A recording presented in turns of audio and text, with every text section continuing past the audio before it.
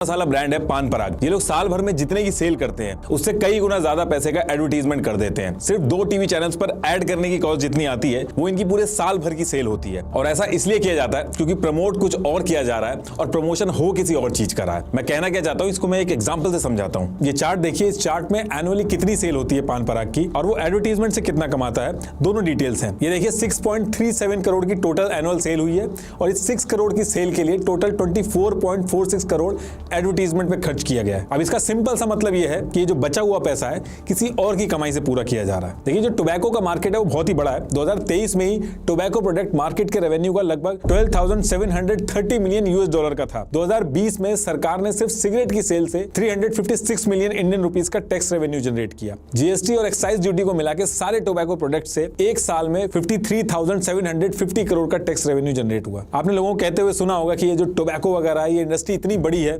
इससे इतना फायदा होता है, इतना रेवेन्यू जनरेट होता है, इसलिए कभी बंद नहीं होगा। तो देखिए ऐसा बिल्कुल भी नहीं है, ये घाटे का सौदा है। तो देखिए टोबैको वगैरह की सेल से जो पैसा इकोनॉमी में ऐड होता है उससे ज्यादा पैसा गवर्नमेंट को लगाना होता है टोबैको से रिलेटेड जो डिजीज होती हैं उसके अगेंस्ट जो एडवर्टीजमेंट करने होते हैं उसमें। 2017 के डेटा से आपको बताता हूं, गवर्नमेंट का 2 लाख करोड़ टोबैको से रिलेटेड बीमारी जो होती हैं उसके हेल्थ केयर एक्सपेंसेस में चला गया। हमारी जीडीपी का 1.4 हिस्सा इसमें चला जाता है और इस टोटल टोबैको से जो टैक्स रेवेन्यू जनरेट होता है वो करीब 53,000 करोड़ का होता है। मतलब कि हर 100 रुपए जो टोबैको टैक्स से आता है उसके लिए हमारी इंडियन इकोनॉमी का 816 रुपीस खर्च होता है। तो पहले कई 100 करोड़ लगा के सरोगेट एड्स होते हैं, फिर इस चीज को लोग खाते हैं, उससे टैक्स रेवेन्यू आता है और फिर जब लोग इसकी वजह से बीमार पड़ते हैं तो उसको सही करने में इसका 3 गुना पैसा लगता है और उसके बाद भी अवेयरनेस वगैरह फैलाने में और ज्यादा पैसा लगता है। ये एक ऐसा मॉडल है जिसमें गरीब जो गुटखा खाने वाला है उसको छोड़ के सबकी जेब में पैसे आते हैं। और गरीब में इसलिए कह रहा हूं क्योंकि टोबैको के जो विक्टिम्स होते हैं वो मैक्सिमम गरीब होते हैं। एक तो इसको खाने से भूख नहीं लगती है, तो आदमियों के साथ साथ जो फीमेल वर्कर्स होती हैं वो भी इसको खाती हैं ताकि भूख ना लगे। और ये गरीब मजदूर होता है, वो 8 घंटे की जॉब नहीं करता है,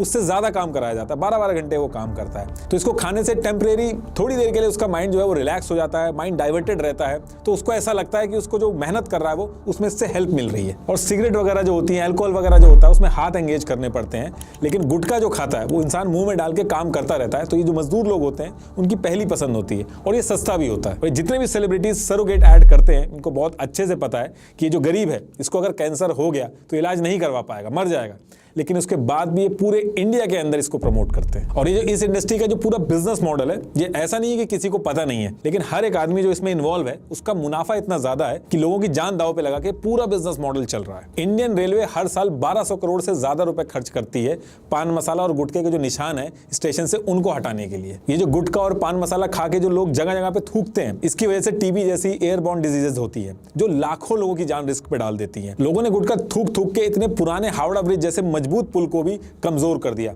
ज्यादा थूकने की वजह से उसका एक हिस्सा जो है वो वीक पड़ गया है। और ये जो पान मसाला वगैरह है इस पे 28% जीएसटी लगता है, बहुत ज्यादा होता है और इसकी वजह से इस इंडस्ट्री में सबसे ज्यादा टैक्स इन्वेजन भी होता है। दिसंबर 2015 में धर्मपाल सत्यपाल ग्रुप जो रजनीगंधा के ओनर है इनके ऊपर चार्जेस थे कि इन्होंने फेक इनवॉइसेस बना के 90 करोड़ रुपीस का टैक्स इन्वेट किया और इसी चक्कर में डीजीसीईआई ने इनके जो डायरेक्टर थे उसको भी अरेस्ट कर लिया था। और कई सारे गवर्नमेंट ऑफिशियल्स भी हैं जो घूस लेके इनकी मदद करते हैं। Central excise commissioner Somesh Mishra को सीबीआई ने अरेस्ट किया था क्योंकि वो इन इंडस्ट्री वालों की मदद कर रहे थे टैक्स इन्वेजन में। यही रीजन है कि जो पूरी इंडस्ट्री है इसके अंदर सबसे ज्यादा छापेमारी चलती है टैक्स इन्वेजन को लेकर।